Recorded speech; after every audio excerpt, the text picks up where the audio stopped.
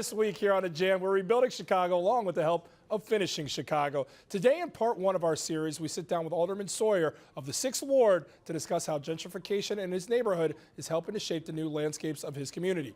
The Jam's Diana Gutierrez has more. Chicago is going through a transformative period. Take areas like this one, the 6th Ward of the city of Chicago on the south side. Well, gentrification is inevitable, and we want to find out more from those making decisions in these communities.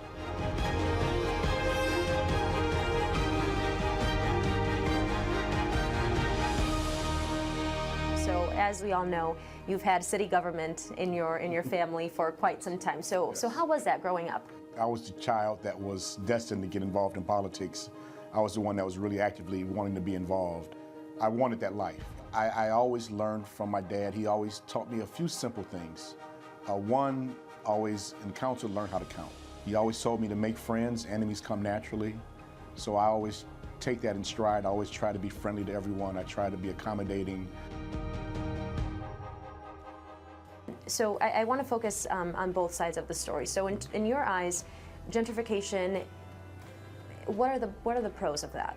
When I look at my businesses down on my various corridors and I start seeing different cultures come to participate and come experience the cuisine or experience the retail, I think that's a great thing. I don't think nothing bad. I can't say anything bad about that.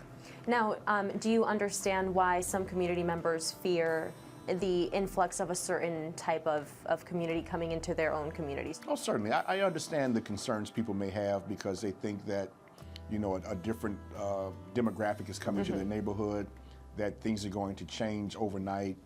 If you could share a message with those viewers who may be living in that ward, what would you say in order to kind of ease their mind on whether they're afraid of the word gentrification, that they don't want to use it or they don't want to know about it?